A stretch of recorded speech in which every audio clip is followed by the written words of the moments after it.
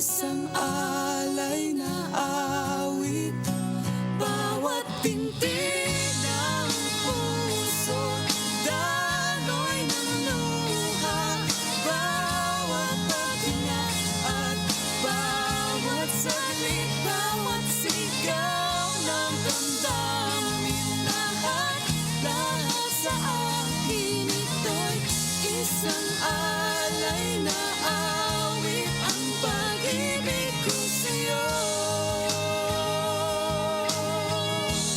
Ang pag-ibig ko sa'yo.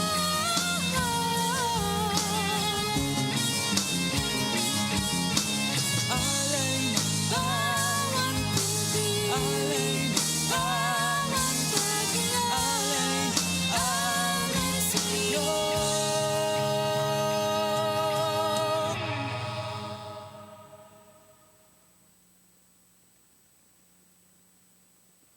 Po, good morning. Magandang umaga.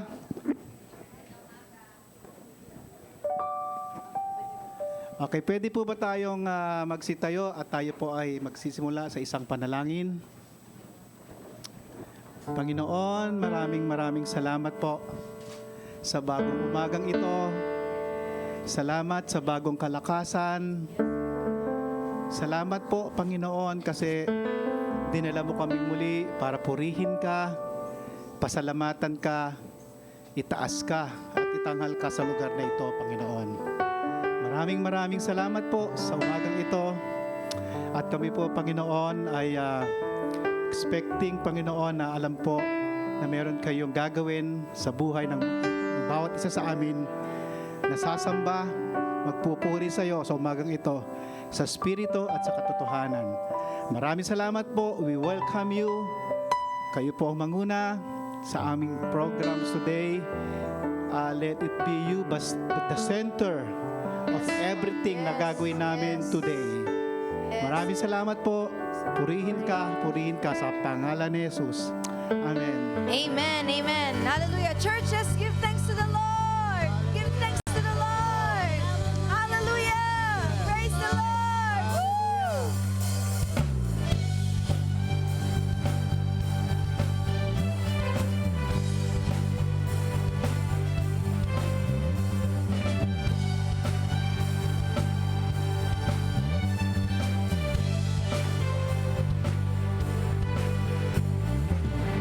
God above all the world and more.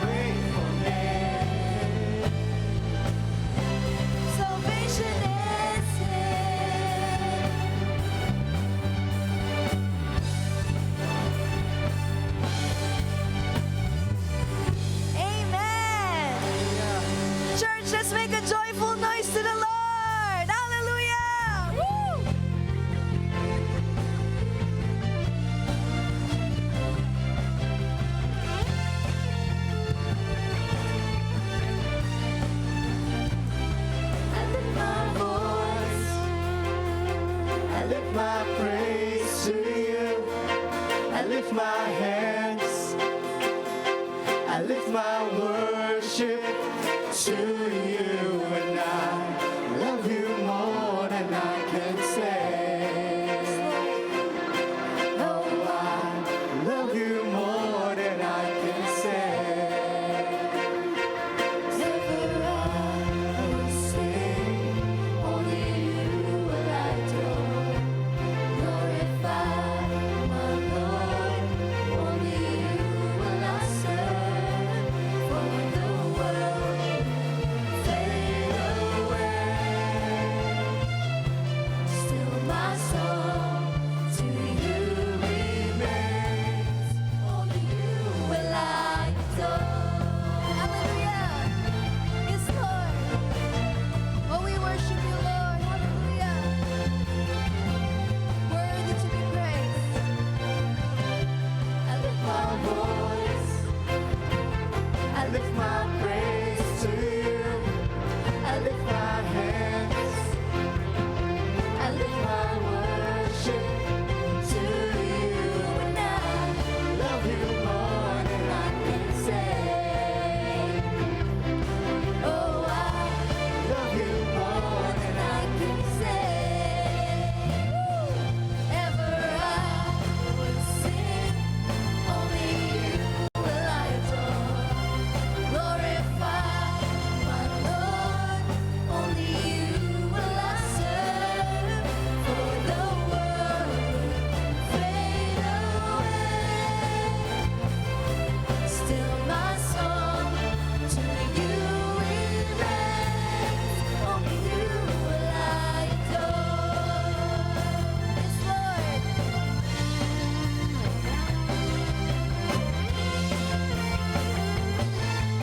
Come on, church. Let's lift up our voice. I lift my voice, Sing to the Lord. lift my praise to you. Lift up your hands. I lift my hands, Yes, Lord. I lift my worship to you, and I love you more than I can say. Sabihin niyo po yan sa Panginoon. Oh, I Love you more than I can say.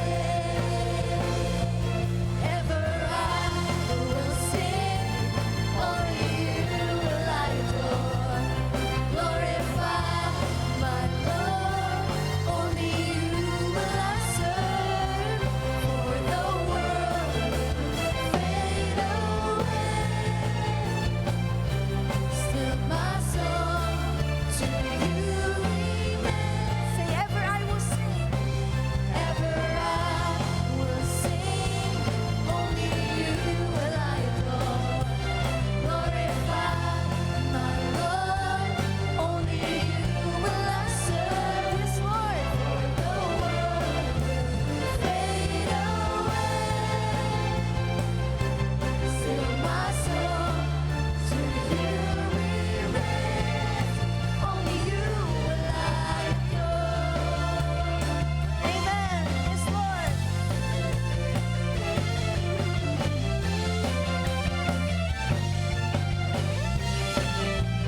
Let's say, Oh, I love you always. awitan natin ang Panginoon. Oh, I love you always. Sige po, kausapin niyo po si Lord. Oh, I love you always. Oh, I love you always. Pwede ba natin marinig ang mga kabataan? Sing. Oh, I love you always.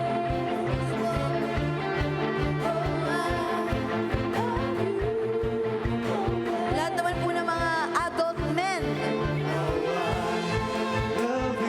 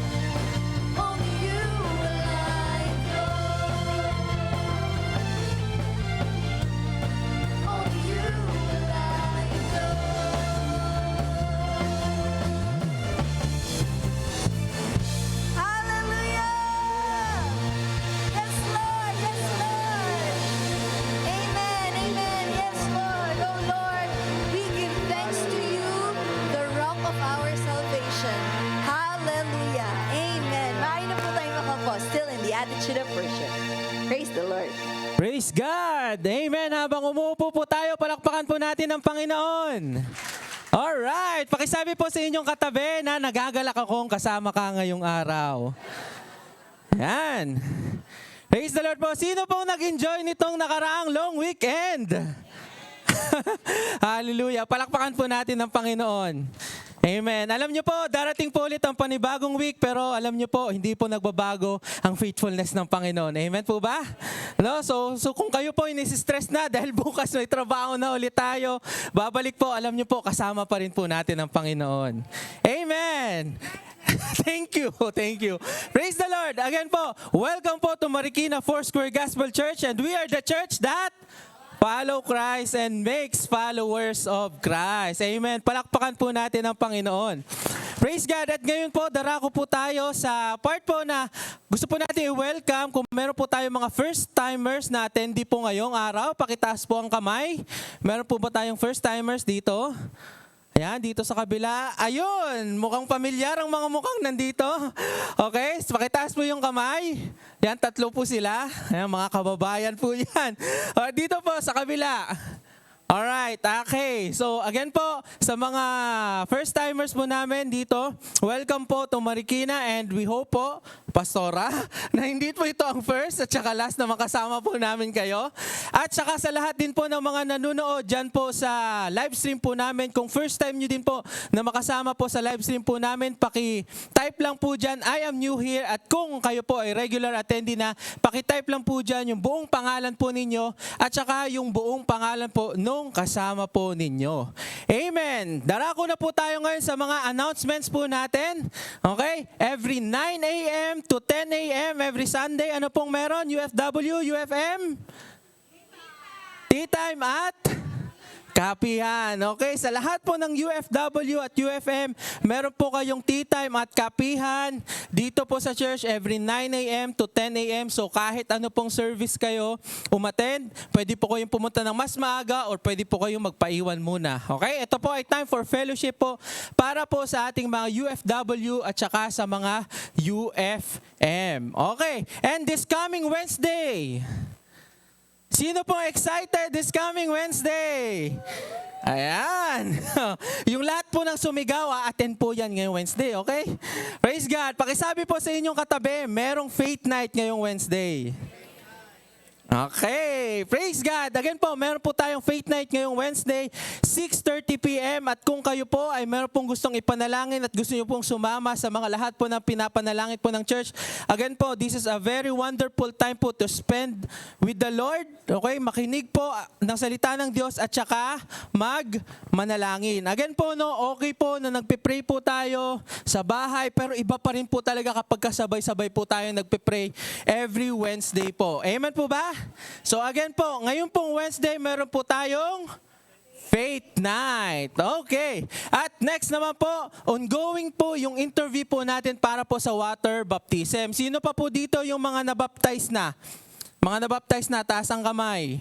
Baptize na sa tubig. Okay? So kung hindi pa po kayo nababaptize sa tubig, we encourage you po na ito po ay declaration ng faith po natin sa ating Panginoong Hesus, sa pag-follow po natin sa Kanya. And next November 19 po, magkakaroon po ng actual baptism po natin. And again po, ongoing po ngayon yung interview para po dito sa water baptism. Again, sa lahat po ng mga kabataan, FSY, UFM, UFW, FYC na hindi pa po nababaptize, we encourage you po na magpabaptize na kayo, sumama na po kayo dito. Okay? At sa lahat po ng mga na-interview na at saka hindi pa po na-interview at hahabol po, next week po next week po pala magkakaroon po ng interview 10:30 a.m. So kung kayo po ay para isahan na po ito, kung kayo po ay magpapa-water baptize, magsabi lang po kayo, lumapit kayo kay Pastora Glo, and then umattend po kayo ng first service para po sa second sa 10:30 maka-attend po kayo ng interview. Okay po ba? Again po, next week, kung kayo po ay magpapa-interview, 10:30 po yon, hanapin nyo lang po si Pastora Glo, and then encourage po na mag-first service po kayo. Amen. And then next naman po is Membership 101 this coming November 20. Okay, kung kayo po ay matagal na po dito sa church, 6 months na kayong umaattend at gusto nyo na pong magpa-member officially dito po sa Marikina Foursquare, okay, we encourage you po, lumapit po kayo kay Pastora Glo para po may handa po kayo doon po sa Membership 101. Okay, pakisabi po sa inyong mga katabi, magpa-member ka na. Okay. 26 pala, 26. Okay, ang hina po ng pagkasabi pag kami. Hindi po ito pala sa apilitan ha, baka mamaya pinapasabi.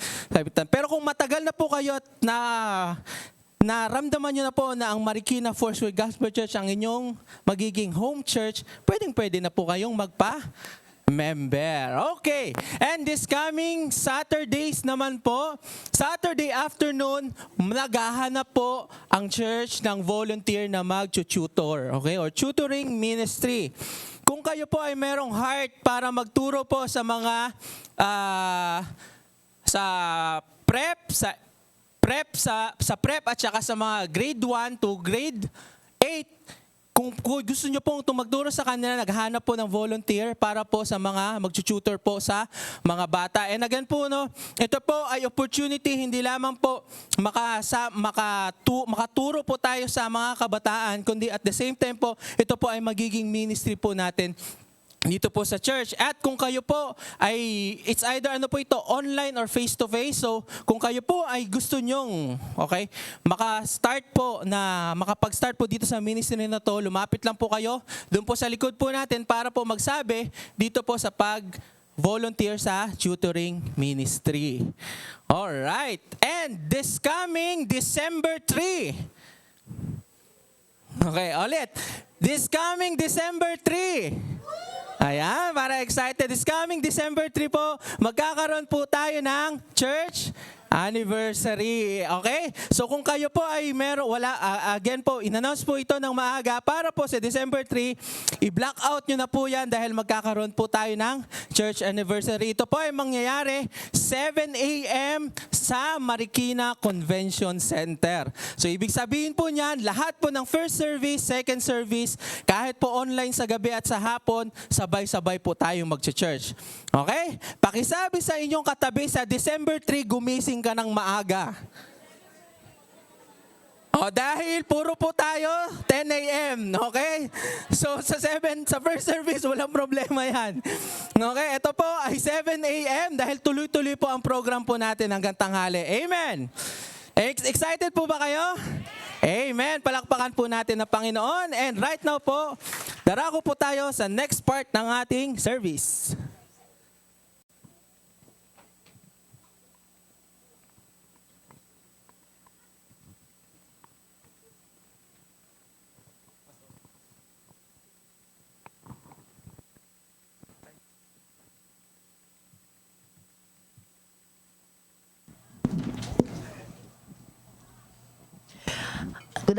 Good morning, good afternoon, and good evening to everyone. We just came from our conference, Metro Manila North District.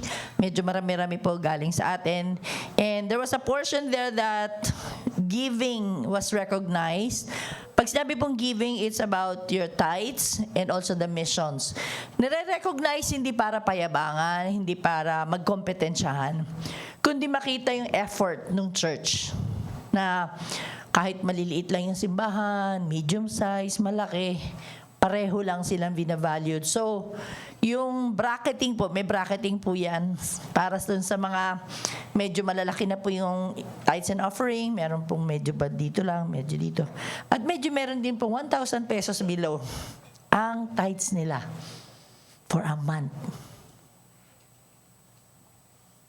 Pang Starbucks nyo lang yun Income na po yun na ibang simbahan. 1,000 below. But the same way, we just like to thank God, no? Simulan ko na lang po sa missions. Okay, ito po missions ay yung actual giving po yung kinonsider. So, for the period of January to September 2023, tayo po ay top 2. Top 2 po tayo. Palakpakan po natin ang Panginoon. Top 2 pa yan. Paano pa kung mabayada na yung mga nasa pledge na hindi pa nababayaran. Nagbayad ako ngayon. May kulang pala akong 3 buwan. At least na nagbabayad ako. So, siguro top 1 pag binabayaran lahat. Alright, so thank God for that. Ibig sabihin, tuloy-tuloy lang po natin gawin. At doon sa tithes and offering naman po, meron po kami tinatawag na increase. Kumbaga, ang mini-measure ho namin yung pag-increase, hindi yung amount. Okay, kasi ayaw namin maging competitive ang mga simbahan dahil sa amount. We don't want that. We want to see the churches growing and increasing. So doon po kami nagbe-base sa increment, sa pagtaas. And praise God, ang increase ho ng Foursquare ay 29.72%. Sa bracket 5 po tayo, above 30,000 pesos ang income. Okay, so tayo po ay first place! Thank you, Lord! Ayan. Dito po yung second place sa first place sa missions, Capital City Foursquare. Pero sa tithes po, number 1 po tayo sa increase. Yay! Thank you, Lord. Ibig po sabihin, bawat sentavo, bawat piso na inyong nilalagay, recorded po lahat yan. At naisasubmit po natin sa district yung 12%, 10% sa district, 2% sa national. Doon po binabase yung increase. So, ibig sabihin, from the year October to September 21-22, comparative sa 22-23, first place po tayo sa increase. God bless you all po. I know that the Lord has been faithful to you. Ang ibig sabihin lang po nun, natututo na po ang mga tiga Jake Lam, na kahit ano pang income yan, laging si Lord muna. Diba? Binigyan ka ng baon, si Lord muna. May pinadalang help sa'yo galing abroad, si Lord muna. Diba? May kumita ka sa negosyo, maliit lang, si Lord muna. Natututo na po tayo. And I know that you are seeing that this church is being accountable sa Lord at nagiging mabuti tayong katiwala po. Kaya hindi nyo ba napapansin na isa sa pagiging mabuting katiwala, ang ganda na ng church natin, November pa lang. Ang dami nagsasabi, ang ganda sa ang register daw ng mga speaker dito sa ilaw ni Kuya Ray, di ba? Yan. Salamat sa Diyos. Alright, so palapan po natin si Lord sa pagtulong niya po sa atin. And just continue giving unto the Lord. Amen. Let's welcome J. Clam Pop Group.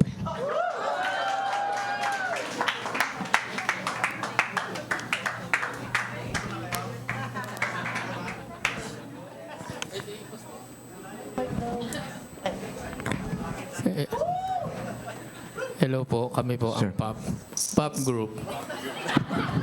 Manggugulo na As naman per, po kami. manggugulo na naman po naman kami. tayo dito. Nanggulo po kami ng purse. Ngayon, again. Ano naman? Bago po lahat, kasi po 1, 2, 3, 4, 5, except pala ikaw. Okay, ano ba gagawin? Oo nga. 1, 2, 3. Happy birthday to you. Pati mo natin si Nats. Happy birthday to you. Bumard walang cake. Happy birthday. Happy birthday. Happy birthday to you. Diba? Nasa to, no? Thank you po. Dahil dyan siya po yung yung front. Yung po yung preparation namin para sa Salamat po. performance. Okay. Ayan. Maestro.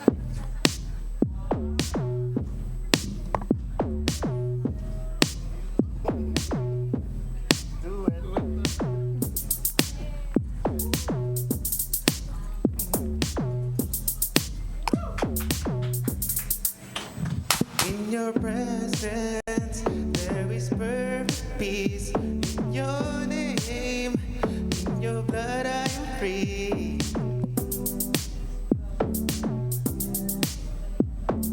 Oh, you, God.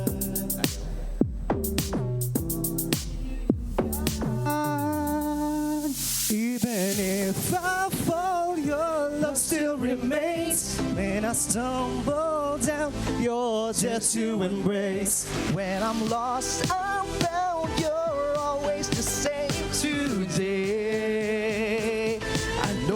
that you will make a way.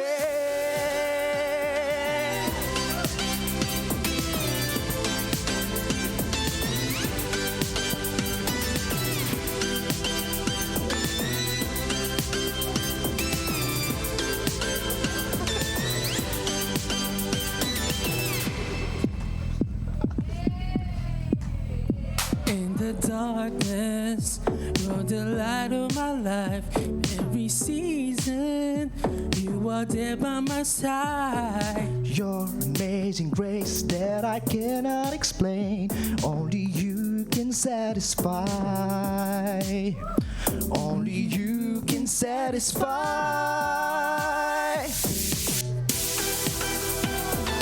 Love still remains there to embrace. When I'm lost, I'm found. You're always the same today. I know that you will make a way. Pagod na ako. Saan nga ba ako patungo? Bawat araw ay pagsubok. Yahweh, sasigipin ako sa sulok. Sa mundong ito maraming magulo, pero sabi nga ng Lord, ako'y kasama mo. Pinubukan ko na siya, di ako binigo. Sure ako, tagumpay ako sa dulo. Broken pieces are made whole. All the scars have been removed. All the scars have been removed. All the pain and shame won't last. All the pain and shame won't last. I'm revived and I'm restored. I'm restored. Even if I fall, your love still remains. When I stumble down, you're there to break. Lost and found, you're always the same today. I know that you will make a Even way. if I fall, your love still remains. When I stumble down, you're there to embrace. There to embrace. I'm found, always the same today. I know that you will make a way. Oh.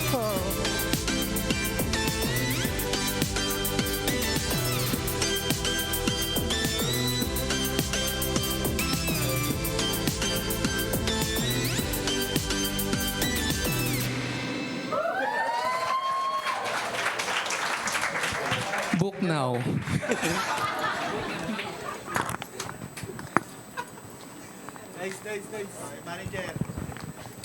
That was a regional composition of Kuya Simon David Oigo. Yes. Praise God. Hallelujah. Okay? Yung mga magpapabook po sa kanila, alam nyo na, lalapit lang po sa akin.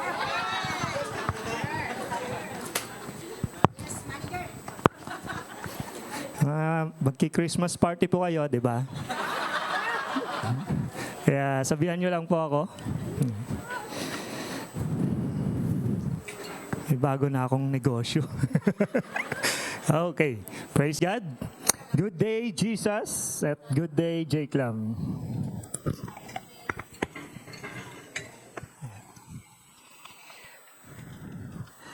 Undas is over. Undas is done. Yan. Ano pong kasunod? Anniversary muna. Okay. Marami na pong excited for Christmas. Mga October, September pa nga lang, di ba? Handang-handa na kayo. Sabihin ninyo sa katabi ninyo, ano ang gusto mong ibigay ko sa iyo sa Pasko?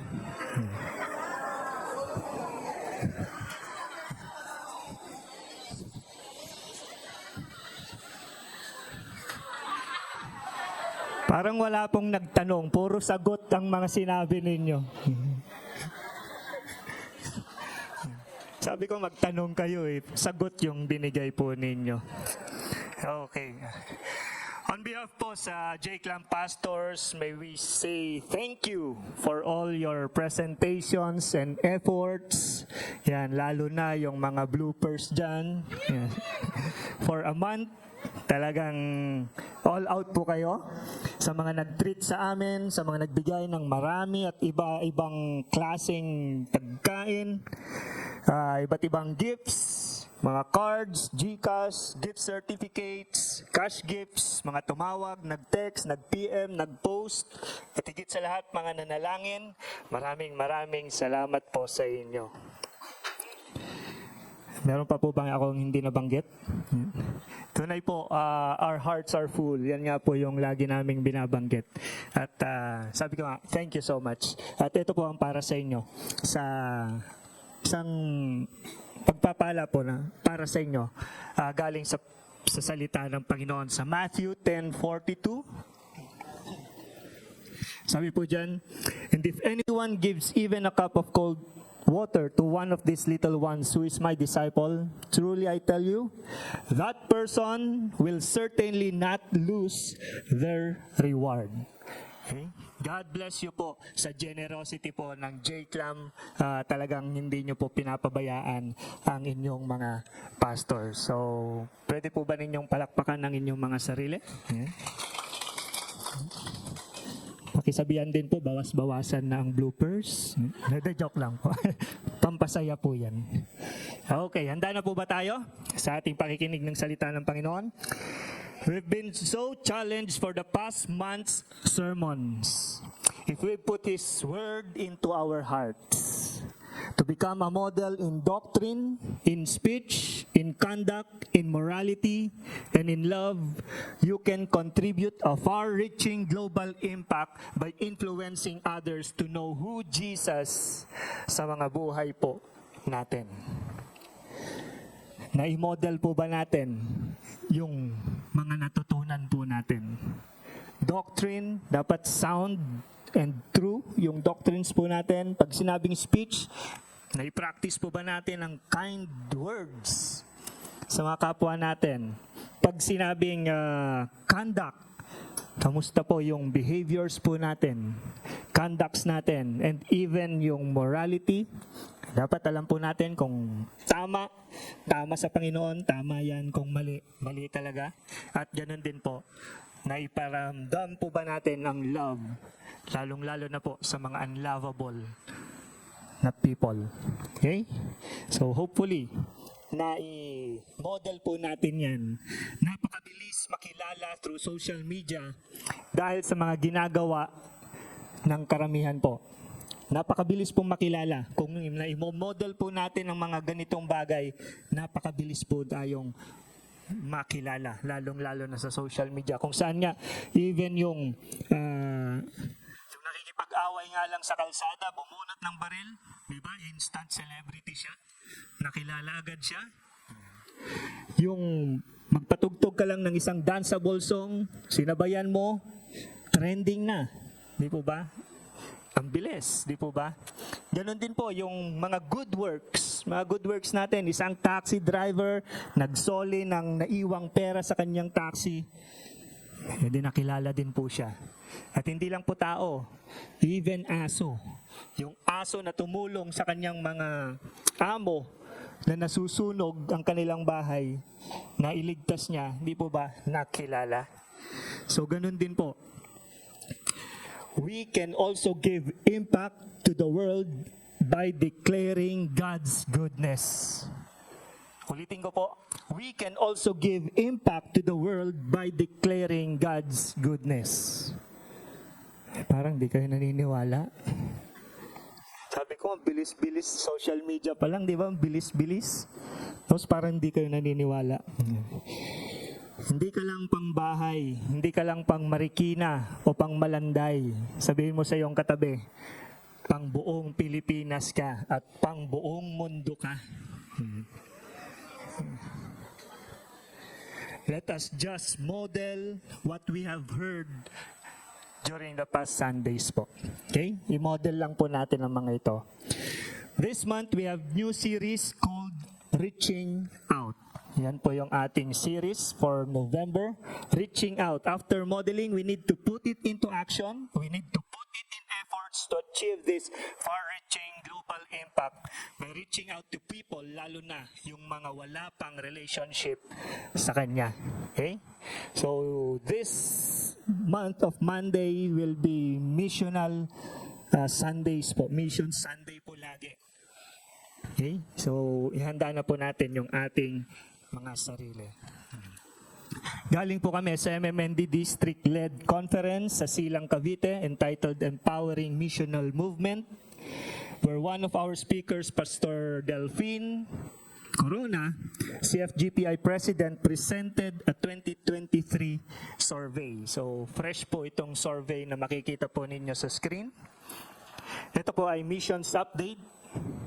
Yan, paki-next slide lang po. Yan. Missions update po ito, taken from Joshua Project. Ang Joshua Project po ay isang Christian organization na kung saan nagtatrack ng mga lugar kung saan na naibabahagi ang salita ng Diyos sa buong mundo. Okay? So, nakabase po ito sa Colorado, kung hindi po ako nagkakamali. Sila po yung gumagawa po nito at nag-aaral, pinag-aaralan po nila ang mga bagay na to. So, tignan po natin ang world population. Ilan po yung bilang po ninyo? 8 billion. 8 billion ang population na po ng buong mundo. So, plus pa yan dahil may mga nanganganak. Di po ba? 8 billion na, ganyan na po karami ang tao sa buong mundo. Sa buong Philippines ay 117,224,000. Yan. So, sabihin mo sa nasa likod mo, isa ka dyan. Naibilang ka dyan. Yan. Pagdating po sa people group, ang people group po ay isang ethnic group. For example, pag taga Ilocos ka, ang tawag sa inyo ay Ilocano. So, isang ethnic group po yan. Pag nasa Batangas ka, ang tawag sa inyo ay Batanggenyo at isang ethnic group po yan. So, pinag-aaralan din po nila yan. So, ang total for global ay 17,438 people group. Ganon karami ang grupo dito sa buong mundo. At sa Philippines, 202 groups, people groups ang meron po sa atin.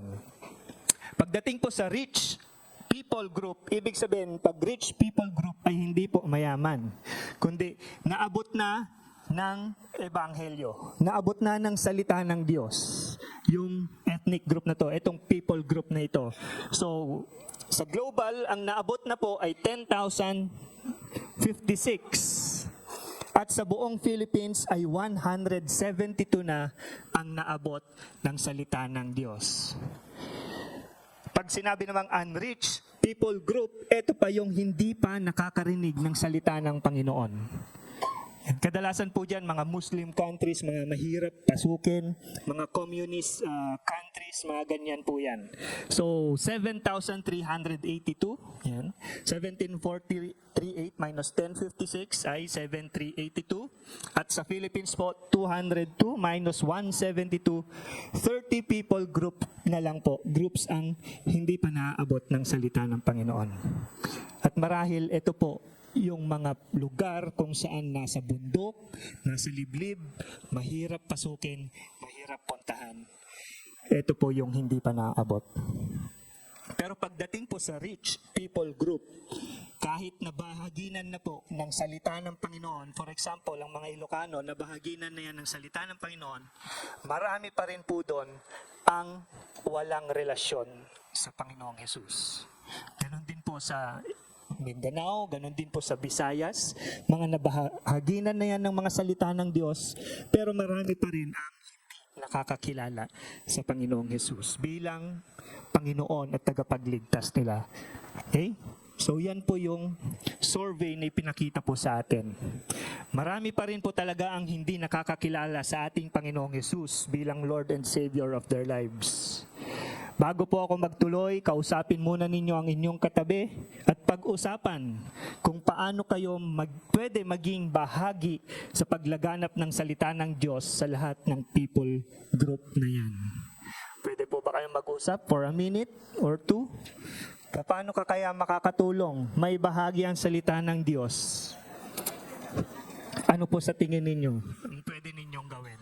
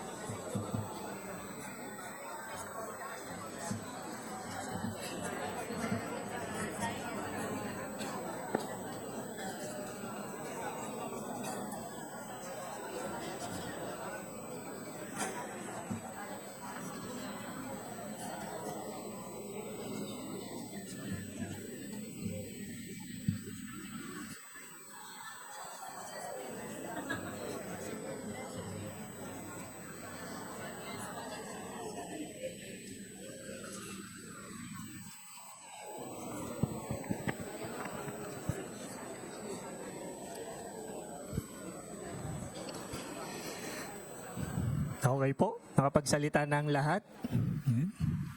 Meron naman pong nabanggit ang bawat isa kung paano. O napipilitan ka lang? Napipilitan lang ba? Okay. Sige po. And this leads me to our topic today, dropping a line. Dropping a line. Ito ang isa sa pinakamadaling gawin para maging bahagi ka sa pag-abot ng mga people group na yan at ma-apply mo din yung far-reaching global impact na tema natin for this last quarter of the year. Okay? Dropping a line. Ano po ang dropping a line? Ano ba ang ibig sabihin ng dropping a line? Means contacting someone usually with a letter, a note, or a phone call. Sending someone a letter or note in a casual, natural manner. Kaya po ba natin gawin ito? Kayang-kaya natin gawin ito. Di po ba? Kahit nga ako nagse-sermon dito, ginagawa nyo na to. Di po ba? Hindi nyo nga mabitaw-bitawan eh. Okay. Yan po ang ibig sabihin yan. Hindi mo na kailangan ng maraming oras para gawin ito. Hindi mo kailangan ng malaking halaga para subukan ito. At hindi mo kailangang maging talentado o skillful para i-apply ang bagay na ito. Sa panahon natin ngayon, isang pindot lang, kaya mo nang gawin ito. Di po ba napakadaling application ng ating sermon itong sinasabi ko po? Madali po ba? Madali pong mag-cellphone. Send lang, di ba? Cellphone, send. Ganun lang kadali. Tapos na ang sermon. Yun na po ang sermon po natin ngayon. Tingnan po natin ang picture nito. Ito po yung evolution ng communication. Huwag niyo na pong pansinin yung date nung nasa kaliwa. No? Yan. Ang unang-unang communication ay yung nagsusulat, nag-uukit, tama ba? Sa bato, sa mga kuweba, para malaman nila kung ano yung gusto nilang sabihin. Okay? Yan po yung unang time. Tapos dumating po yung 776 BC, nagagamit na po ang ibon para maipadala yung communication nila, yung sulat nila. So marahil may gumagawa pa rin po ngayon dito. Nilalagay yung sulat sa paanong ibon, tapos uutusan, dadalhin sa kung saan ipapadala. Dumating din po yung time na may marathon man. Ang marathon man, sila naman po ay yung parang mailman natin. Sila yung taga-bitbit ng sulat, tagadala ng sulat ng hari, tagadala ng sulat ng kung sino man doon sa isang particular na pagbibigyan nila ng sulat. Okay? Marathon man. Dumating na rin po ang newspaper.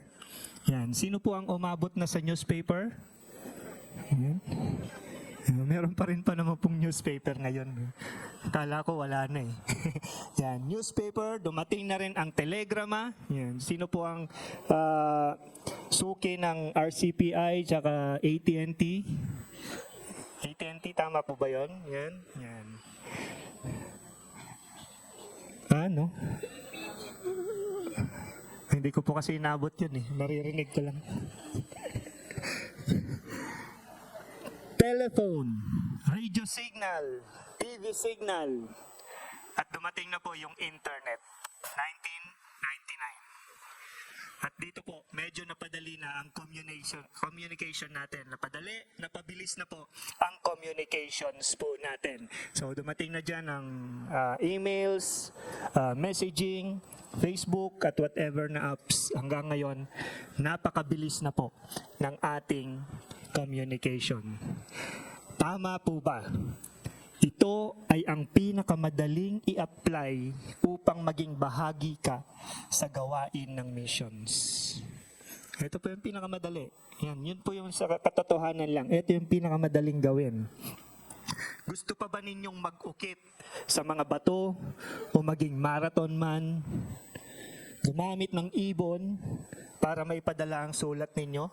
Gusto nyo pa ba ganon? Yan. We need to maximize the use of technology para maabot ang lahat at masabi ang mabuting balita sa kanila. I-maximize po natin yung technology. Makakarating ng mabilis ang mabuting balita sa kanila. Sabihin mo sa katabi mo, kung ayaw mo ang cell ministry, kasi marami pa rin pong ayaw sa care circle, sa care group. Sabihin mo, kung ayaw mo sa cell ministry, mag-cellphone ministry ka. Cellphone ministry. Huwag lang kapag nagse-sermon po dito. Ha? Dapat pinapatay nyo yung cellphone nyo.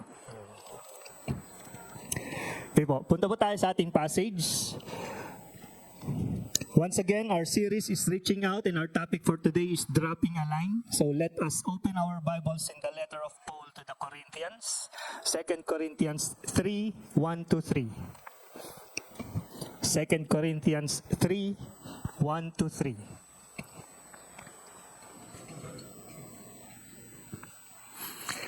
Are we beginning to commend ourselves again? Or do we need, as some do, letters of recommendation to you or from you? You yourselves are our letter of recommendation, written on our hearts, to be known and be read by all. And you show that you are a letter from Christ, delivered by us, not with ink, but with the Spirit of the living God, not on tablets of stone, but on tablets of human hearts. We are grateful to you, O God, for reading your word that gives life to us as we meditate and obey it wholeheartedly. Amen. We all know that Paul was a missionary. Missionary po ay yung pupunta sa isang lugar, ibabahagi ang salita ng Diyos, pupunta naman sa susunod na lugar para ibahagi ang Diyos hanggang sa maraming lugar po ang napupuntahan. Naka-3 mission trip po si Paul at ito po ang kanyang ginagawa. Kaya siya tinawag na missionary. And at the same time, traveling teacher din po siya. Hindi lang po siya nagpipreach, nagtiteach din po tungkol kay Jesus. Okay? And it was their common practice to have a letter of recommendation. Dapat may bit-bit ka laging letter of recommendation. Sa panahon po natin ay yung curriculum vitae or resume, kung saan nandun yung credentials mo, nandun yung character reference mo para alam kung sino ka talaga.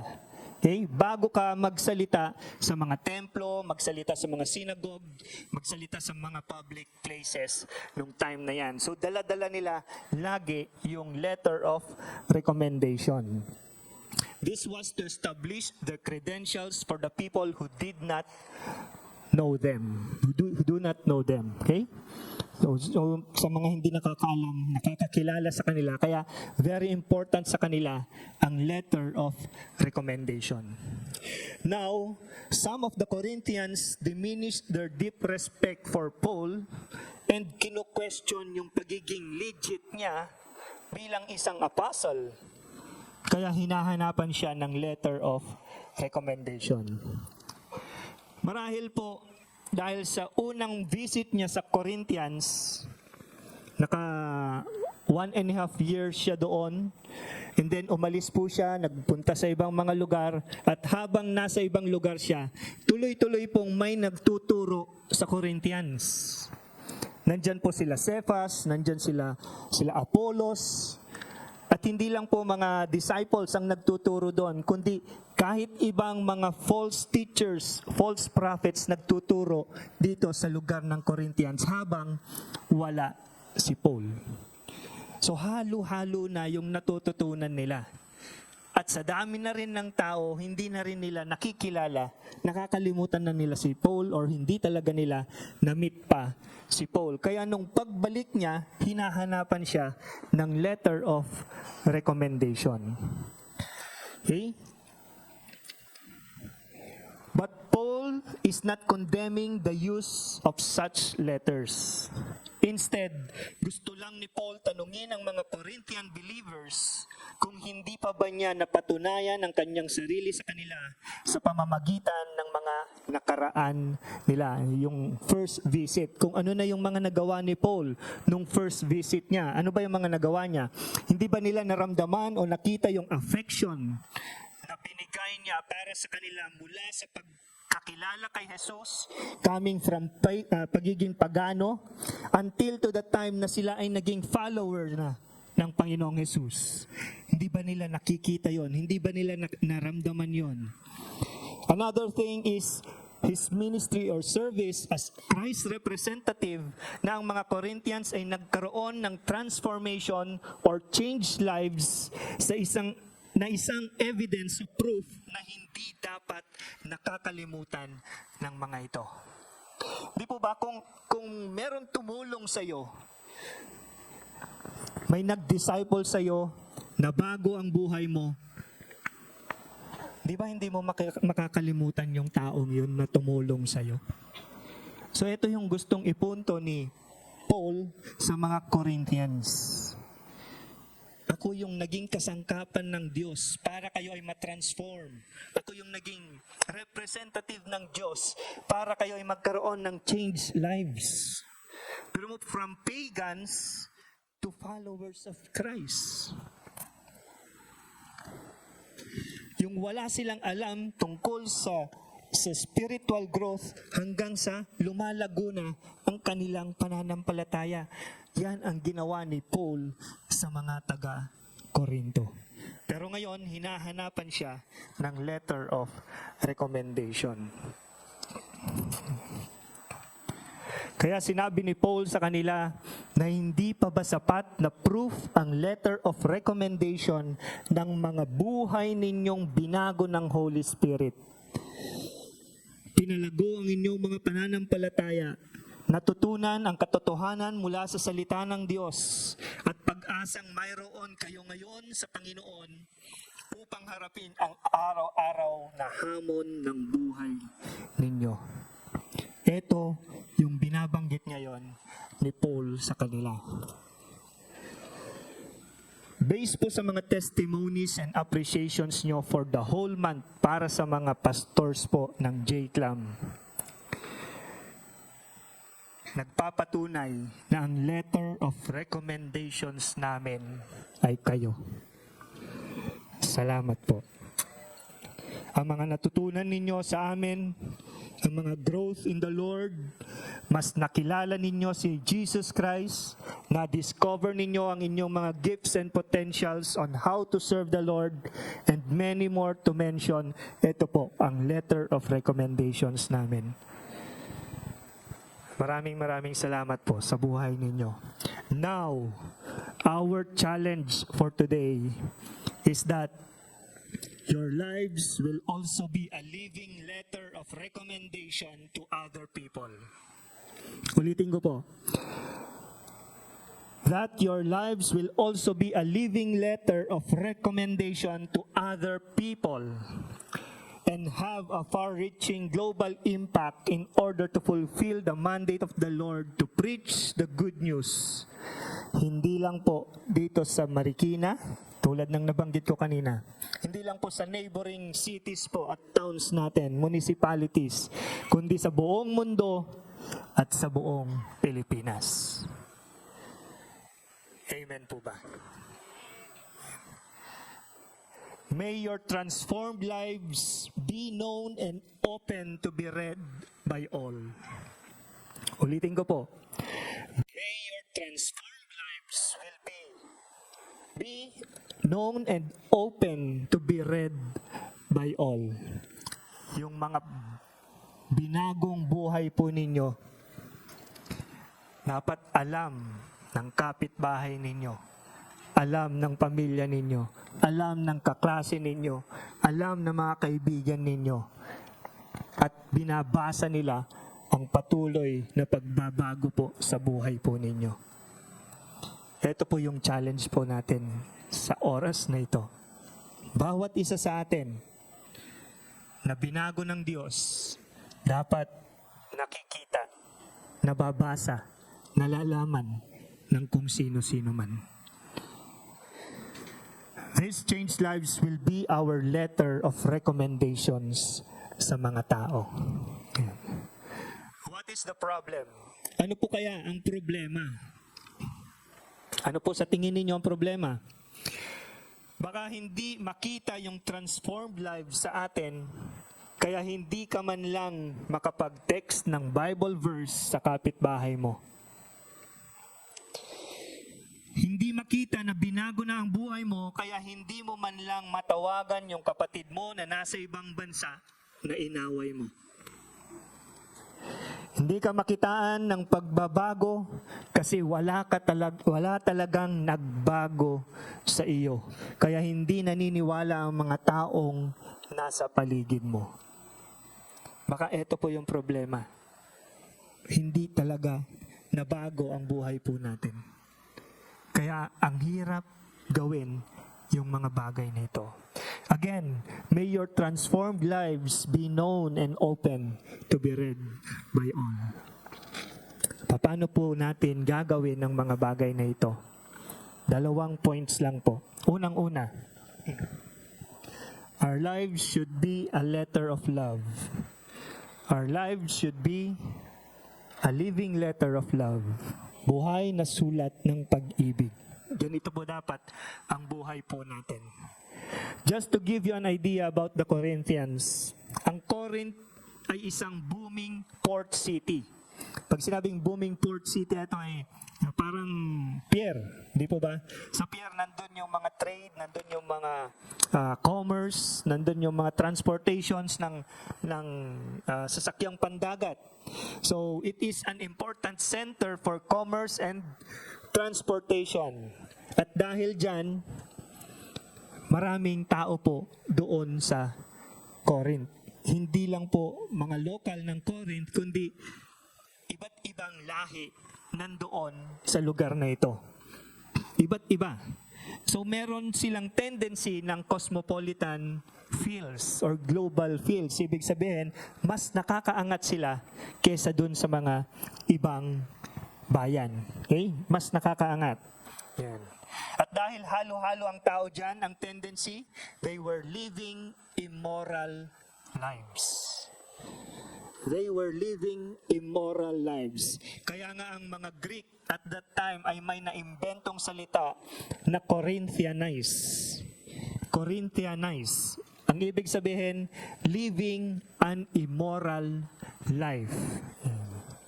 Living an immoral life. Sabihin mo sa iyong katabi, huwag kang Corinthianize.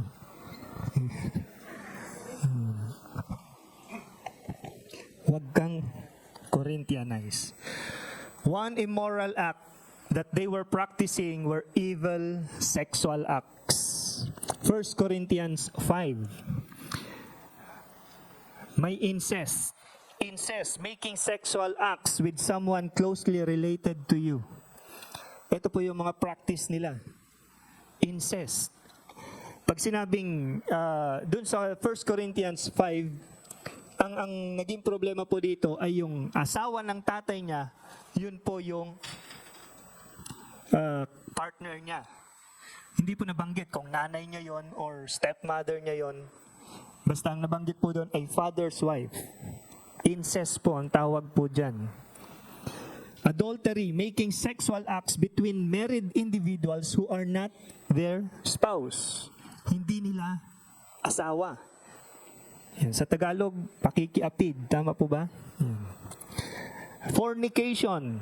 They also make sexual acts without the bond of marriage.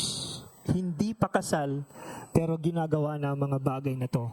These acts are wickedness. Wicked. They are living immoral lives. Or simply, they are being evil. Ganito po ang sitwasyon ng Corinth nung nagsimula si Paul doon. This is where Paul has to start his ministry. To put love to these kinds of people. To put love to these kinds of people. Paano po ba tayo magpakita ng pag-ibig sa mga makasalanan? Are we condemning them? Pinandidirihan ba natin sila? Nilalayuan o iniiwasan sila? Remember that someone showed us their love so that we could identify with the love of Jesus. May isa o maraming tao ang nagparamdam ng pag-ibig ni Jesus sa buhay natin. Kaya ngayon ay tinatamasa na natin ang pag-ibig na ito at punong-puno ng kanyang biyaya. Praise God sa taong may malasakit po sa buhay natin. At ngayon, kilala na natin ang Panginoong Hesus, nararanasan na natin ang kanyang biyaya, pasalamatan po ninyo yung taong nagdala po sa inyo dito. May mga kasalanan din tayong nagawa in the past. Naging marumi din tayo. Hindi rin tayo karapat-dapat sa biyaya ni Jesus. Pero may nagmalasakit sa atin. May nagmahal sa atin upang tayo ngayon ay maging matuwid sa harap ng Diyos. Karapat-dapat sa biyaya ni Jesus. Tinawag na anak ng Diyos. Di po ba napakasarap isipin na dating marumi, dating patapo ng buhay, walang kwenta ang buhay, ngayon tinatawag ng anak ng Diyos. Now, what would hinder us to drop a line to people whom we think are wicked? Ano po kaya ang hahadlang pa sa atin para magbigay lang ng mensahe, tumawag, mag-video call sa mga taong alam natin wicked? Kung tayo mismo may umabot, may nagmahal, hindi po ba natin kayang gawin ito para abutin din yung mga kakilala nating nasa ganitong sitwasyon sa oras na ito? 2 Corinthians 3:2 sabi rito, you yourselves are our letter of recommendation, written on our hearts, to be known and read by all. Ano pong ibig sabihin ng written in our hearts? It means that the change produced not only in their external conduct but in their inward temper was so great. May malaking pagbabago na nangyari sa buhay po ninyo, sa buhay ng isa't isa sa atin. Napakalaking bagay yung pagbabago o yung transformation na nangyari sa buhay upang makita ng lahat at ito ang gagamitin mo, ito ang ipapakita mo upang maging attestation, upang maging evidence, maging proof at kaya mo nang ipangalandakan ang goodness ni Lord sa buhay mo. Yung changed lives, yung transformed lives na meron po tayo.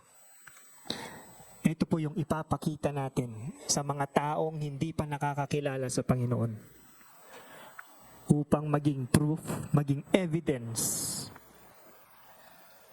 na sila din ay mahal na mahal ng Diyos.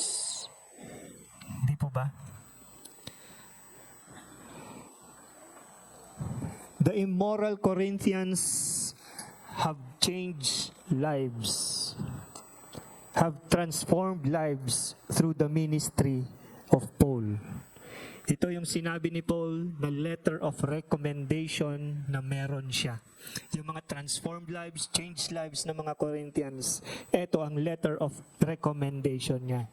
Ang mga binagong buhay ng banal na espiritu ng mga Corinthians, ang mga dating tinatawag na immoral living, ngayon ay living in love na. Living in love sa Panginoong Jesus. Kung tinatawag mong Kristiyano ka, sino po ang mga Kristiyano? Pwede pong taas ang kamay. Ayan. Konti lang. Hindi nagtaas yung iba eh. Kung tinatawag mong Kristiyano ka, dapat evident sa buhay mo ang malaking pagbabago. Ang pagmamahal mo sa mga makasalanan ay ganun na lamang kalawak dahil ayaw mo silang mapahamak sa kaparusahan ng impyerno. Ang nakikita mo sa isang tao ay ang nais mo siyang makasama sa langit kasabay na nagpupuri sa Panginoon. Ulitin ko po, pag nakita mo yung galit na galit sa'yo, isipin mo, nais mo siyang makasama sa langit, nagpupuri sa Diyos. Ngayon, isipin niyo po ang kaaway ninyo. Ano po ang nakikita ninyo? Kasabay niyo siyang nagpupuri sa Diyos o hahayaan niyo siyang masunog sa impyerno?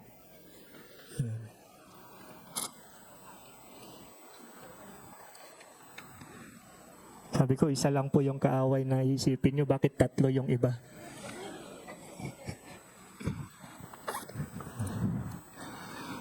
Mahirap bang i-text o tawagan ang isa ninyong kamag-anak na alam mong wala pa sa Panginoon? Mahirap po ba? Mahirap po bang i-text?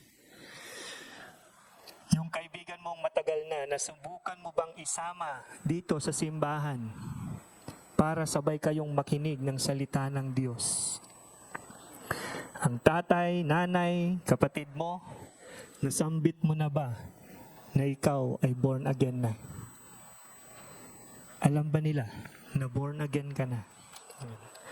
2 Corinthians 2:4, sabi po rito, "For I wrote to you out of much affliction and anguish of heart and with many tears, not to cause you pain, but to let you know the abundant love that I have for you."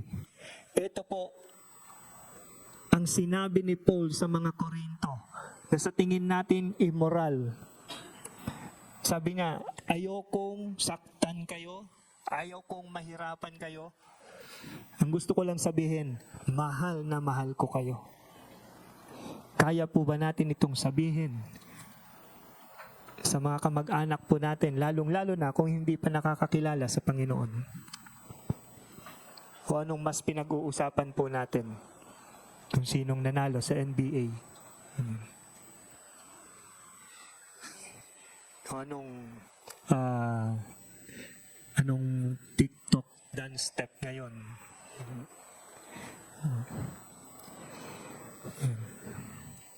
Pakita po natin yung buhay natin bilang isang living letter of love, lalong-lalo na po sa mga hindi pa nakakakilala sa Panginoon. Living letter of love. Second, our lives should be a letter of hope. A living letter of hope. Yung buhay po natin ay dapat isang buhay na sulat ng pag-asa.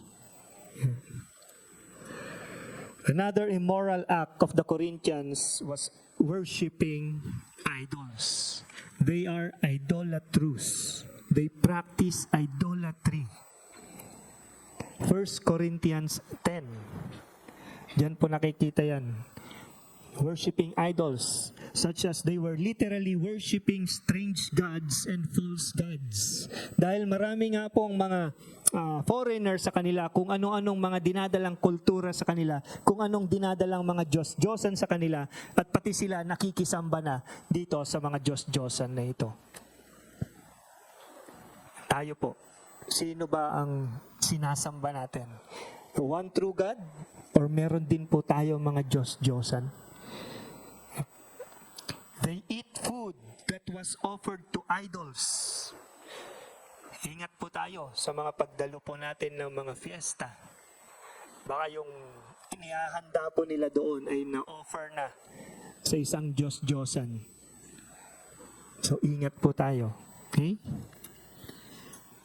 These acts are not pleasing in the eyes of the Lord. Hindi yan maganda sa paningin ng Diyos. Kaya ang laging reminder ni Paul sa mga Corinthians, lagi niyang ipinapaalala ang nangyari sa mga Israelites sa wilderness. Ano po ang ginawa ng Israelites sa wilderness? Gumawa sila ng Diyos-Diyosan. Inipon nila ng mga golds nila at ginawang baka. Golden calf. Golden calf. At ito yung sinamba nila doon sa disyerto. Nakalimutan nila yung mga miracles na ginawa ng Diyos. Nakalimutan nila ang parting of the Red Sea. Nakalimutan nila yung pillar of clouds na sumasabay sa kanila kapag mainit at pillar of fire kapag gabi naman. Nakalimutan nila yung manna na food nila sa araw-araw. Yung tubig sa gitna ng disyerto, nakalimutan nila ang mga ginawa lahat ng Diyos. Bagtos nag-worship sila sa isang golden na baka. Anong nangyari po sa kanila? Yung generation na yan, hindi po nakapasok sa promised land. Hindi nakapasok sa promised land. Hindi sila nakaapak man lang doon sa pangako ng Diyos na para sa kanila. Ito yung ayaw mangyari ni Paul sa mga Corinthians. Ayaw niyang mangyari ito sa kanila na hindi sila pagpalain ng Diyos dahil sa mga ganitong practices. Okay? Through this ministry of Paul to the Corinthians, he had hope that these pagan worshiping idols will be a true disciples of Jesus and eventually true worshipers of God. Hindi nawalan ng pag-asa si Paul na pupurihin din nila one day ang one true God. Hindi nawalan ng pag-asa si Paul na minsan makikita niya ang Corinthians nagpupuri sa totoong Diyos. May pag-asa pa ang mga mahal natin sa buhay na maging followers din ni Jesus. Huwag tayong mawalan ng pag-asa. There were testimonies of praying for their husband for 20 long years or more. At doon pa lang nakakilala sa Diyos yung asawang ito. 20 years or more. Pero mo, nananalangin siya for 20 years para lang makakilala sa Panginoon ng kanyang asawa. Nangyari po yan. Hindi po siya napagod, hindi siya nanghinawa. Kaya't huwag tayong manghinawa. Ang banal na spirito ang kikilos dyan para sa inyo. Keep on dropping a line to them. Continue to remind them how beautiful and powerful our God is. Put in their minds that God is good all the time. Kahit anong sitwasyon ng buhay mo ngayon, He is still good. God is good. 2 Corinthians 3:3, and you show that you are a letter from Christ delivered by us, written not with ink, but with the Spirit of the living God, not on tablets of stone, but on tablets of human hearts. Si Paul lang ang nagdala ng mabuting balita sa mga Corinthians, pero ang Holy Spirit ang nag-transform sa kanila. Ang mga hindi naniniwala sa mga Diyos-Diyosan, ngayon, nagpupuri na sa totoo at nag-iisang Diyos. Yan po ang pagkilos ng banal na spirito sa buhay ni Paul at sa buhay ng mga Corinthians. Hindi siya nawalan ng pag-asa na dapat itong mga Corinthians na to ay madadala na sa impyerno. Hindi ganoon ang nangyari. Kasama ni Paul, magpupuri sa Diyos, magpupuri sa Diyos pagdating po sa langit. One more thing na ginawa po ni Paul sa kanila is to continue sending letters to the Corinthians in order to correct and rebuke their beliefs and practices.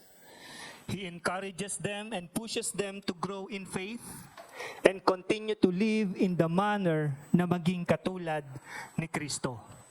Hindi lang po niya ibinahagi yung good news sa kanila, kundi patuloy niyang dinisciple ang mga Corinthians, correcting them, rebuking them, encourages them, pushes them para sa paglago sa Panginoon, paglago sa kanilang mga pananampalataya. It is not a one-time event. Kilala na nila si Jesus, okay na. Hindi po gano'n ang nangyari. Paul continued to guide them, continued to remind them, continued to encourage them. Tulad ng nabanggit ko kanina na napakadali na talaga ang mag-send ng communication sa mga tao ngayon. You can send letters through sa mga riders, sa Lalamove, sa Grab, whatever. Kaya po ninyong mag-text or mag-PM, encouraging Bible verses para sa mga tao, para ma-uplift ang mga taong ito. You can call them and pray for them instantly. Hindi na matagal. Diba? Kaagad-agad, pwede mo nang gawin. These are some of the easiest way to give hope to the people. These are some of the easiest ways to give hope to the people. I'll be calling someone to testify about what I'm talking about. Dahil sa isang private message lang ay naihanda siya sa haharapin niyang hamon at na-assure siya sa katagumpayan na ibinigay sa kanya ng Panginoon. May I call Charmaine Dayo to give us her testimony about the matter.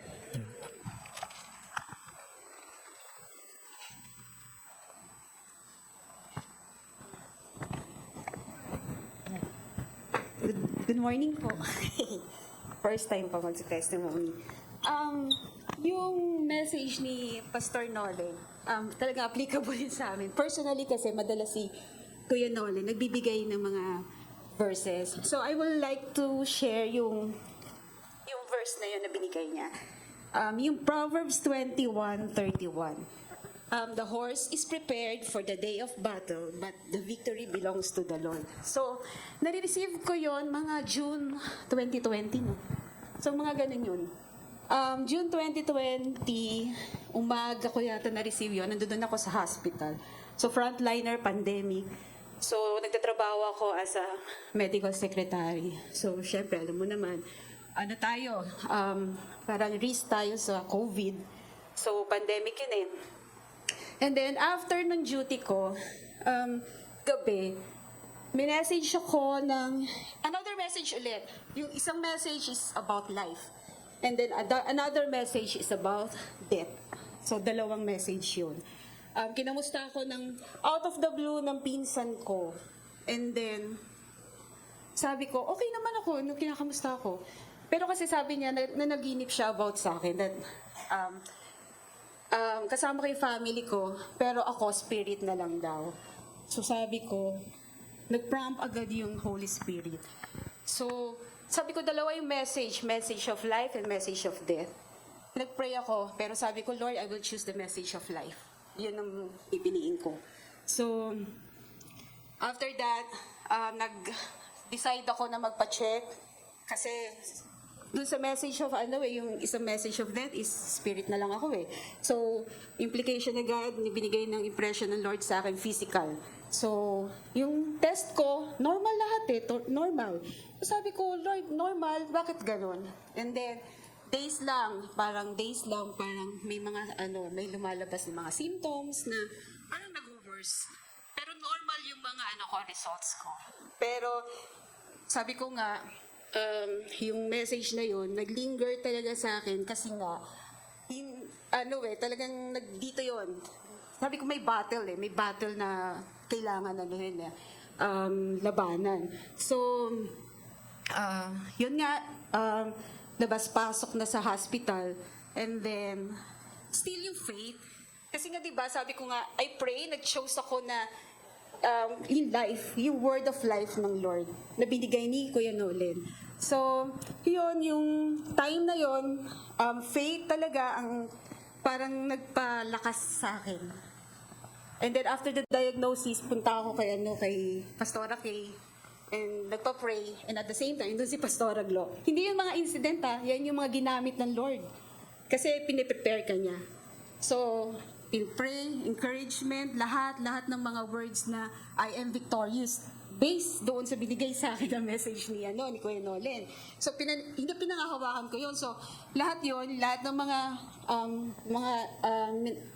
inano sa akin message nila, Pastora, yun yung naging encouragement ko, pinahawakan ko talaga yun. Kasi, nothing is impossible with God. So, lahat yun magagawa ng Lord. So, yung battle ko na yun, pinipare ako ng Lord by His Word. Sabi niya, i-prepare ko yung sarili ko by prayers. Kasi katatapos lang din ng OSL nun eh. OSL 2 ko is about Holy Spirit. So, napakalaking bahagi nun na naranasan ko yung supernatural works ng Holy Spirit sa akin. Na lahat ng mga bagay na out of control, na hindi ko na kayang gawin, is siya na yung bahala. Basta prepare yourself. Sabi niya ganun lang sa akin. So, true enough, yung journey na yun, bilang pasyente ha. Kasi syempre yung kasama ko, yung asawa ko, iba naman yung journey niya bilang pag-aalaga sa akin. Pero ako, bilang isang pasyente, prepare niya yung spiritual life ko, mga tao na nag-pray sa akin, family, brothers and sisters, friends, tumulong in monetary, tumulong in anything na pwedeng may tulong in a simple way. Pinipare ng Lord yun. Kaya ikaw, parang hindi ka na mag-worry, hindi ka na rin magkakaroon of fear. Kasi andiyan yung mga tao sa'yo na magpe-pray at aalalay. Hindi mo alam kung sino. So talagang the Lord goes before you. Talagang siya yung mauuna talaga sa'yo. Para pagdating talaga ng battle na yon, you will be victorious. So yun, yung word na yun, talagang naging victory ko until now. Kaya andito ako. Kaya thank you Lord dun sa na yun, sa message na yun. Praise God. Salamat, Chay. Okay, kung alam niyo po yung pinagdaanan ni Chay, text niyo na lang siya. Di ba? Ano ba yun? Stage ng Chay? May stage ba yung yung sa'yo? Dati? Stage 1. Okay, stage 1 cancer po. Pero napagtagumpayan niya sa tulong ng Panginoon.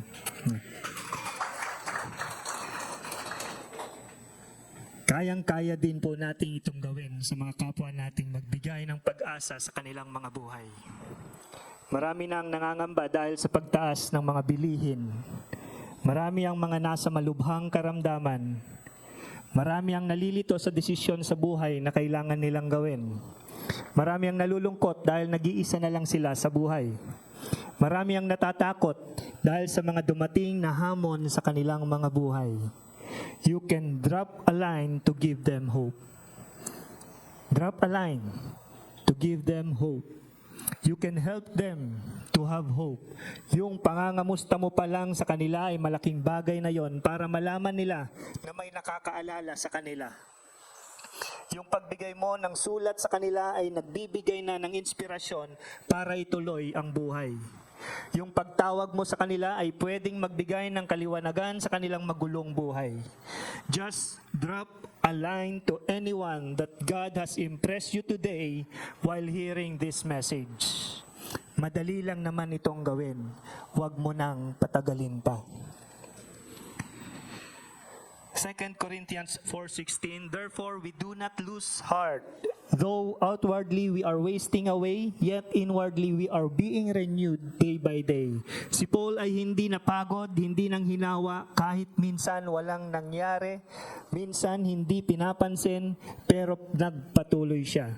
Hindi siya huminto kasi alam niya na isang araw matatagpuan din nila ang pag-asa na meron sa Panginoong Hesukristo. Drop a line po. Marahil may mga ini-impress na ng Lord sa inyo na tao sa oras na ito. Just drop a line sa kanila. We are so much enjoying the good news without realizing that many people are dying without Christ. Can we be living letters bringing messages of love and hope to our readers. Remember that we are known and read by all we met. Lahat po ng mga nakakasalubong natin, nakakasalamuhan natin, nakikita, alam ang buhay po natin. Hindi po sila marites. Alam talaga nila yung buhay po natin. Nakikita. Nakikita po. Yan. Remember that we are known and read by all we met. Will these people say that we are living letters of recommendations of Jesus Christ? Masasabi kaya nila na tayo ay living letters of recommendations ng Panginoong Jesus? Do our lives yield to our Lord Jesus? Our hands ready to serve others? Our ears attuned to call for help?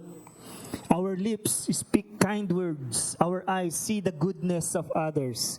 May we be living proofs of what God can do to people. Habang tinatawagan ko po yung mga deacons at deaconesses, nahanda na rin po yung ating communion.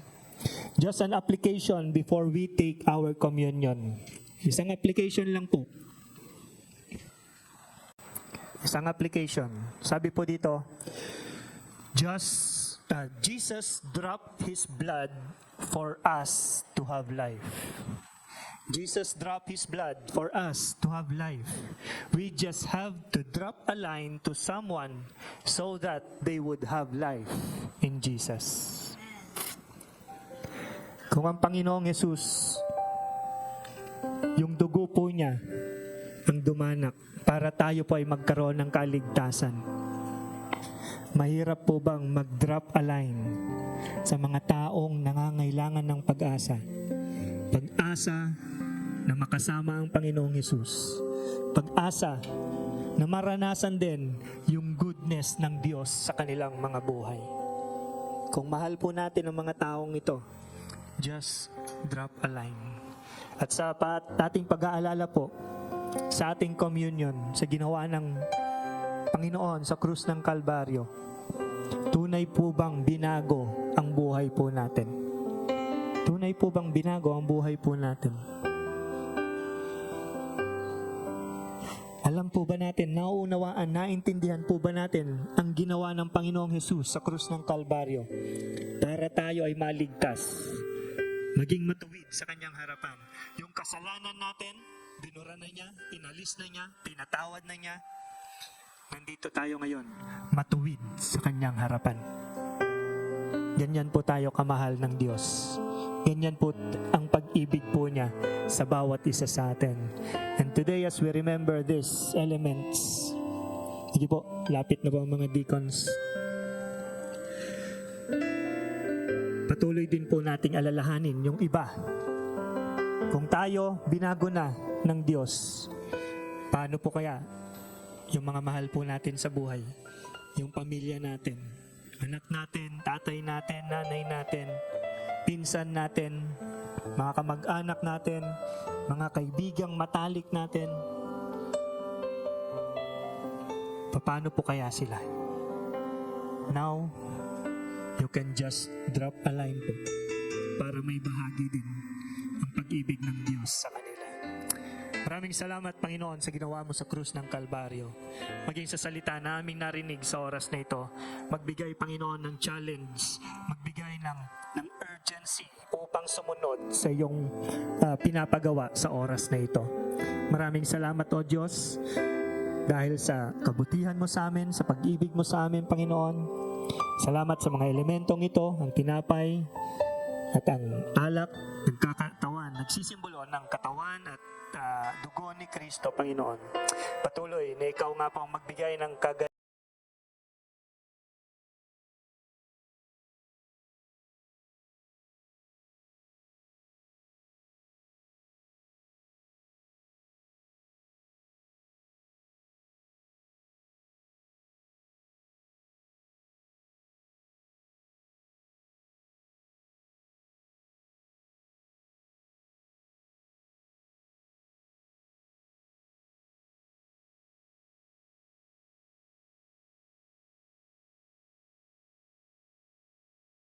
kabutihan po ng Diyos.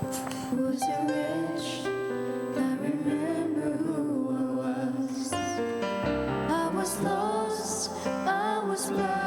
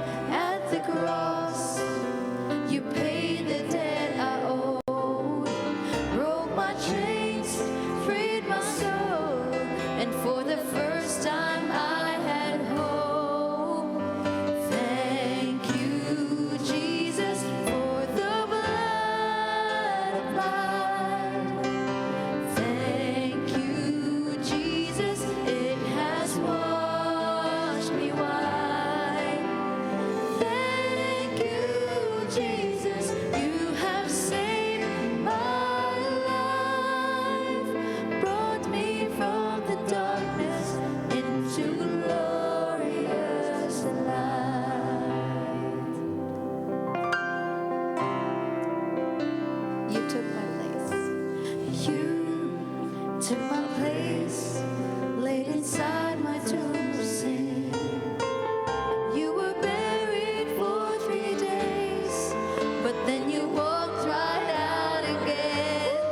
And now death has no sting, and life has no end. Amen.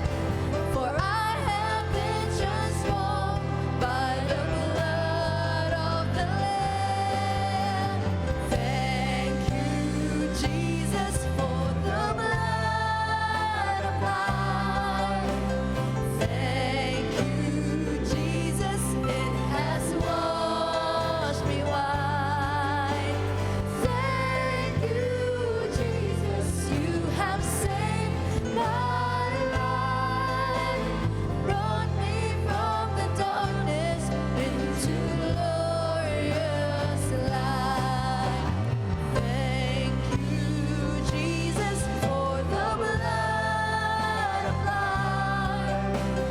Thank you, Jesus, it has washed me white. And thank you, Jesus, you have saved my life, brought me from the darkness into glory. Tayo po tayo lahat. Let's all stand. Thank you, Jesus, for the blood. Oh, thank you, Jesus. Jesus, it has washed me white. And thank you, Jesus, you have saved my life. Hallelujah. Brought me from the darkness into glorious light. There is nothing stronger than the wonder-working power of the blood. The blood that calls the sons and daughters. We are ransomed by your blood through the blood.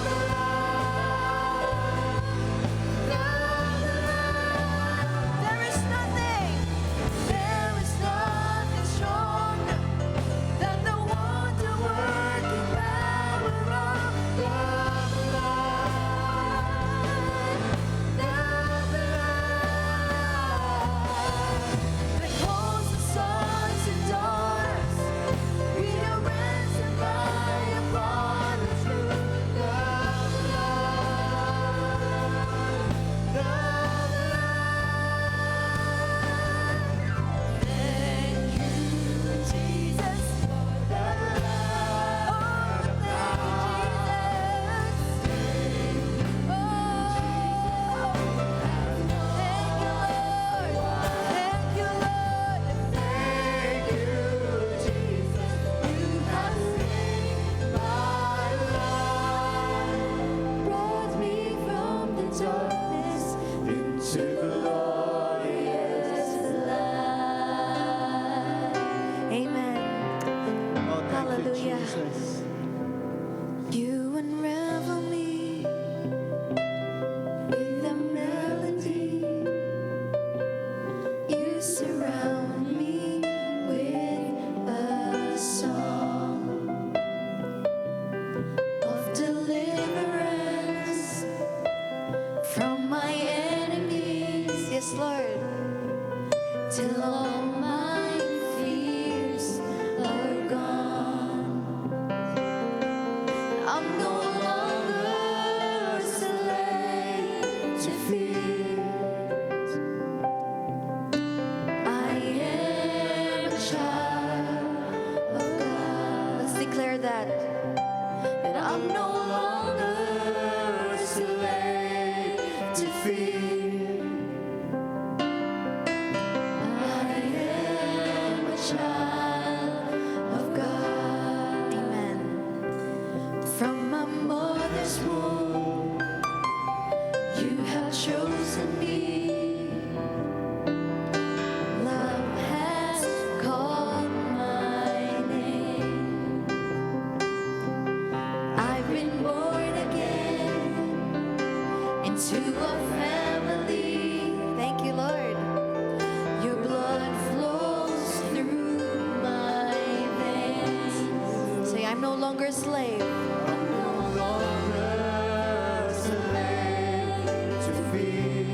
that, and declare, I am a child of God.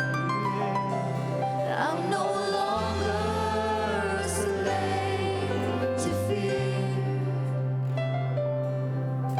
I am a child of God. Once again, just declare that I'm no longer a slave to fear.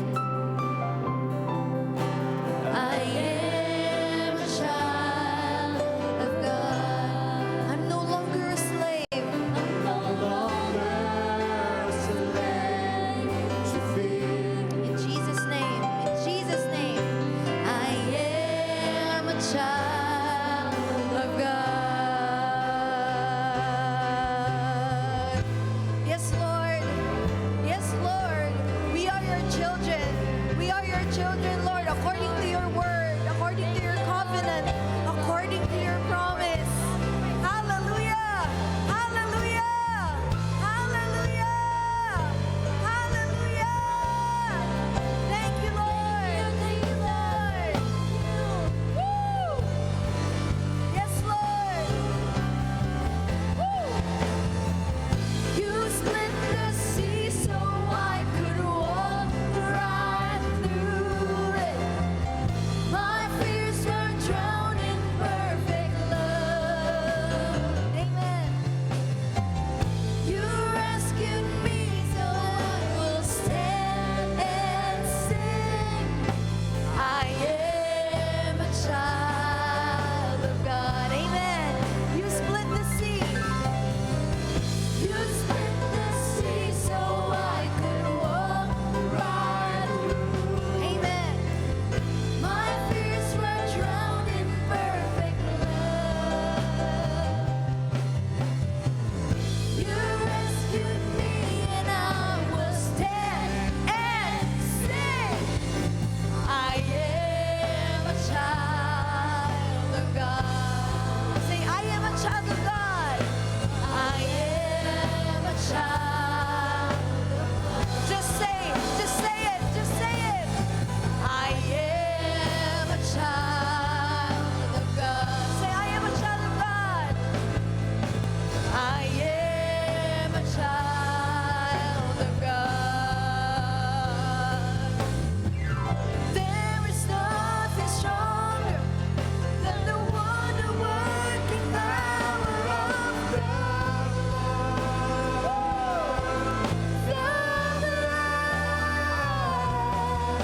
That calls the sons and daughters.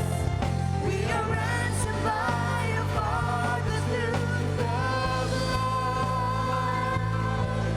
There is nothing stronger than the wonder-working power of God. Yes, Lord.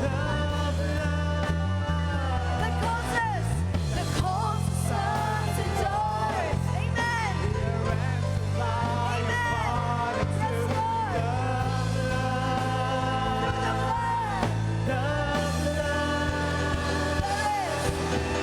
There is nothing stronger than the wonder-working power of the blood. The blood that calls the sons and daughters. We are ransomed by a Father through the blood. The blood. There is nothing stronger. Amen. Hallelujah. Yes, Lord. Yes, Lord. Yes, Lord. The blood that calls the sons and daughters. We are ransomed by a Father.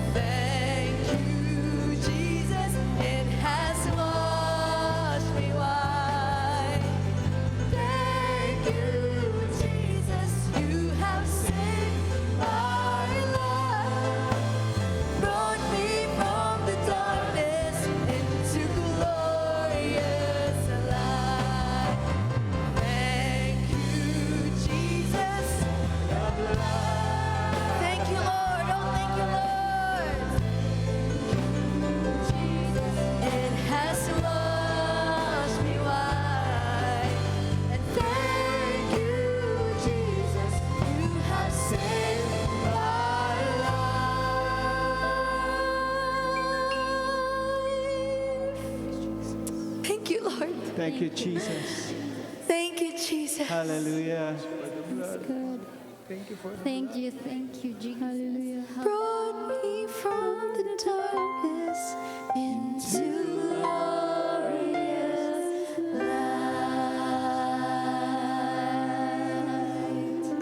Hallelujah, hallelujah, Thank you, Lord. hallelujah, Hallelujah. hallelujah, hallelujah, hallelujah. Thank you, Jesus. Glory to His name. Glory to His name. And there to my heart was the blood applied. Glory to His name. Once again, let's say glory. Glory to His name. Glory to His name. And there to my heart was the blood applied.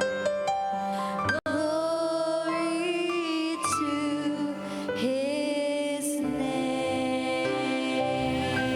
Hallelujah! Palapakan natin ang Panginoon. Oh, glory to you, God. Hallelujah, hallelujah. Thank you, Lord. Thank you, thank you, thank you for the blood. Amen, amen. We may all be seated with joy in our hearts. Hallelujah.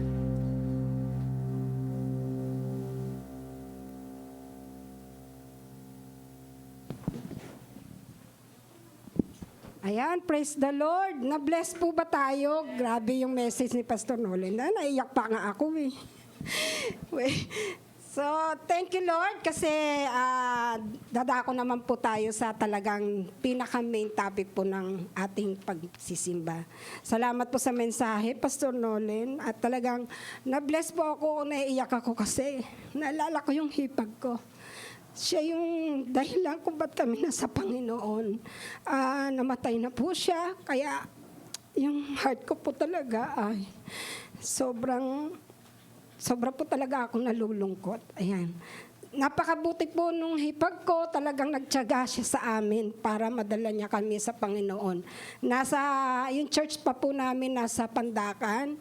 So sinasama niya kami, pinagtataksi niya kami para makasimba kami. Kasi yung buhay po namin nun talagang kapos na kapos po kami sa pera.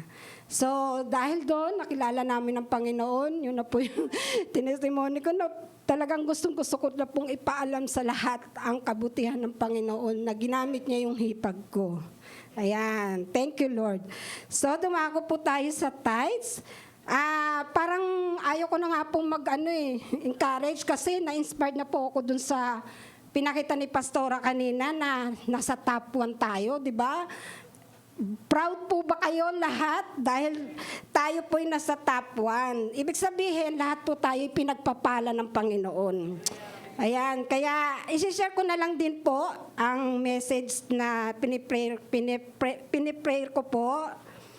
Diyan, sa Kawikaan 11:25, ang taong mapagbigay ay maluwag, lalo ang pamumuhay, ang taong tumutulong ay tiyak na tutulungan.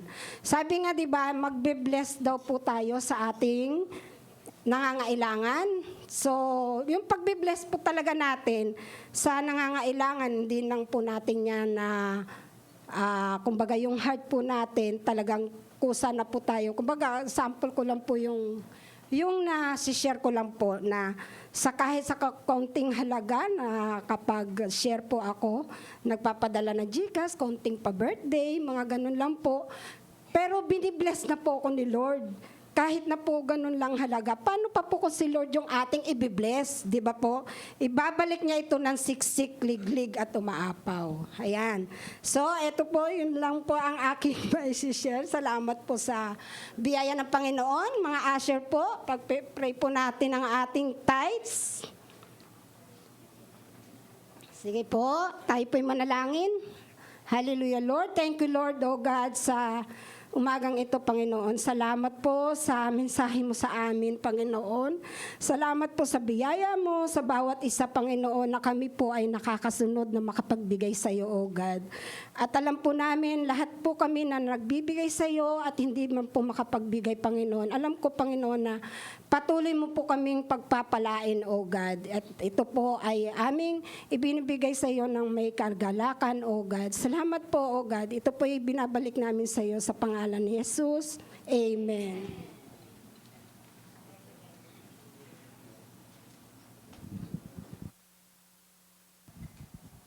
As we continue to accept the offerings, I will allow you for just a minute. Kung ano i-impress ni Lord sa inyo, the Holy Spirit is impressing upon you 5 people, 5 tao.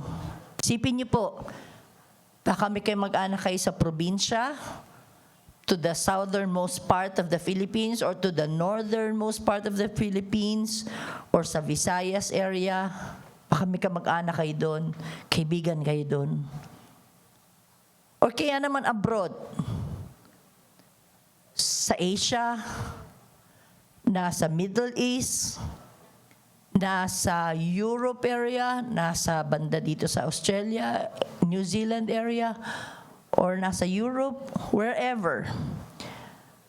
God may be speaking to you about just 5 people to whom you will drop a line. Ibig sabihin po, either susulatan niyo siya sa messenger, or kung may email siya, you can write a letter of your testimony sa email. Kung meron namang talagang vid call or audio call, mas maigi yun kasi mas nararamdaman nila at nakikita nila yung facial expressions ninyo. We will apply what we have heard today. Hindi yan basta pagkakwentuhan lang natin, gagawin natin. And we will pray that the Lord will speak to them in advance. Okay? Kakausapin na yan ni Lord in advance kasi nilagay ni Lord sa puso mo. That when you reach out to them, nawa, tama yung messenger account. Nawa, seen or unseen. Okay? Basta, nag-obey ka kay Lord. Let the Lord have His way after that. Okay, for just 1 minute, allow the Holy Spirit to speak to you kung sino yung 5 taong yun.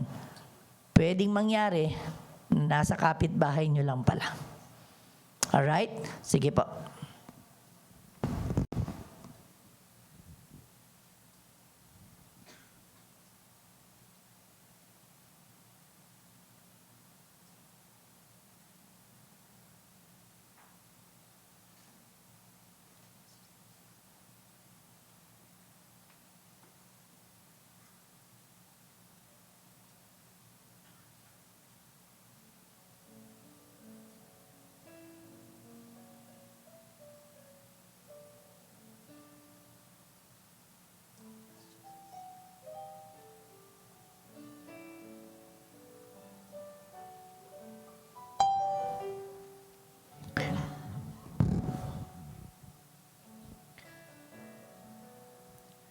We thank God because the blood of Jesus was applied already to our lives. Paano naman sila? Paano naman yung iba? Malapit na dumating ang Panginoon. All the signs na malapit na pagdating ng Panginoon ay nandito na ho. And what are we doing? Siguro hindi lang drop a line. We can drop by kung malapit lang naman. Tayo po'y tumayong lahat.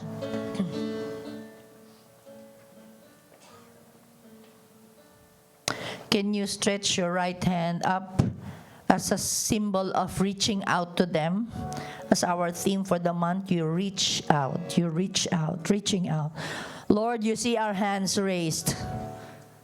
as a symbol of us reaching out to these people, Lord, whom you have put in our minds and in our hearts, wherever they are now, wherever they are right now, in the name of Jesus. Holy Spirit, speak to them. Speak to them. Speak to them, Lord.